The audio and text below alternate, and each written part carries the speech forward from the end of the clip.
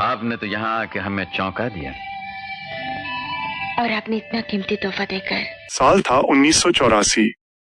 Cinema घरों के बाहर मील लंबी कतारें थीं। थिएटर्स के अंदर लोग बोतलें लेकर तो नहीं जा रहे थे, लेकिन बाहर निकल रहे थे एक ऐसी खुमारी में जो आज 40 साल बाद भी उतरी नहीं है।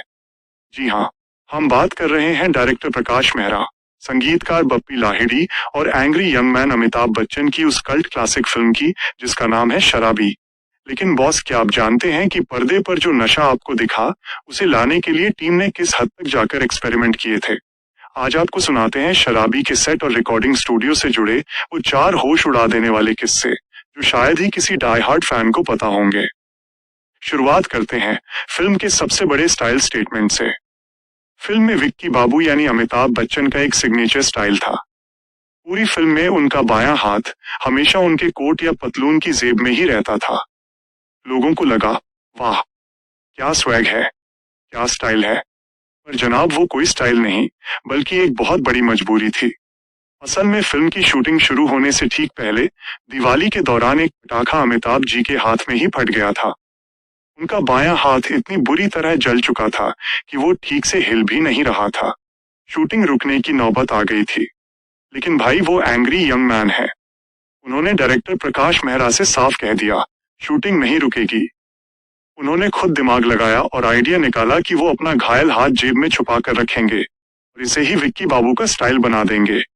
नतीजा आपके सामने है, एक दर्दनाक मजबूरी भारतीय सिनेमा का सबसे बड़ा स्टाइल बन गई। अब बात करते हैं उस किरदार की जिसके बिना ये फिल्म पूरी हो ही नहीं सकती थी, यानी हमारे नत्थूलाल, जिन्हें निभाया था मशहूर कॉमेडियन मुकरी साहब ने। फिल्म का डायलॉग था, मूछें हो तो नत्थूलाल जी जैसी हो वरना ना। मूछें हो तो नत्थूलाल जैसी। लेकिन ट्विस्ट ये है कि मुकरी साहब की वो मूछें असली नहीं थी, वो एक नकली विग थी। मजेदार बात ये हुई कि शूटिंग के पहले दिन मेकअप मैन ने जो मूछें उनके चेहरे पर लगाई, वो थोड़ी टेढ़ी मेढ़ी और अजीब चिपक गईं। प्रकाश मेहरा उसे तुरंत ठीक करवाने ही वाले थे कि अमिताभ बच्चन ने उन्हें रोक दिया। अमिताभ ने कहा, तारांकन मेहरा साहब, इसे मत बदलिए, ये परफेक्ट है। ये जितनी अजीब है स्क्रीन पर उतनी ही फनी लगेगी। और इस तरह एक गलत चिपकी हुई मूछ हमेशा हमेशा के लिए अमर हो गई। वैसे पूरी फिल्म में अमिताभ बच्चन ने एक ऐसे इंसान का रोल किया जो सुबह से शाम तक सिर्फ शराब के नशे में धुत रहता है। उनके बोलने का वो लड़खड़ाता लहजा, आप मुझे खर्चा बताइए, पैसे की वजह से बच्चे की जान नहीं जानी चाहिए, देखकर दुनिया का कोई भी इंसान कसम खा ले कि भाई ने शॉट से पहले 2 पेग तो पक्के मारे होंगे। और सच जानकर आपकी आंखें फटी की फटी रह जाएंगी। अमिताभ बच्चन असल जिंदगी में शराब को हाथ भी नहीं लगाते। वो पूरी तरह से टीटोटलर हैं। एक बार सेट पर खुद प्रकाश मेहरा ने अमिताभ से पूछ लिया था कि अमित, तुम बिना पिए शराबी की ऐसी एक्टिंग कैसे कर लेते हो? तब बिग बी ने मुस्कुराकर जवाब दिया था, मेहरा साहब, ये शराब का नशा नहीं, एक कलाकार का अपनी कला के लिए नशा है। उन्होंने सिर्फ शराब पीने वाले लोगों को बारीकी से ऑब्जर्व किया था और उसी ऑब्जर्वेशन से इतिहास रच दिया। अब आते हैं उस किस्से पर जो इस फिल्म की रूह है। किशोर कुमार की आवाज अमिताभ बच्चन पर इस कदर फिट बैठती थी कि दोनों की जोड़ी सुपरहिट की गारंटी थी। इस फिल्म का एक कालजयी गाना है, इंतहा हो गई इंतजार की। आज भी ये गाना लोगों की जुबान पर है, लेकिन इस गाने को रिकॉर्ड करने के लिए किशोर दा ने जो किया वो सिर्फ वही कर सकते थे। जब स्टूडियो में इस गाने की रिकॉर्डिंग चल रही थी, वहां प्रकाश मेहरा, म्यूजिक डायरेक्टर बप्पी लाहिड़ी और पूरी टीम मौजूद थी। प्रकाश मेहरा ने किशोर कुमार को सिचुएशन समझाई कि अमिताभ नशे में धुत अपनी गर्लफ्रेंड का इंतजार कर रहे हैं, उसका बर्थडे है, वो उदास हैं और नशे की मस्ती में ये गाना गा रहे हैं। बात किशोर दा के दिमाग में बैठ गई।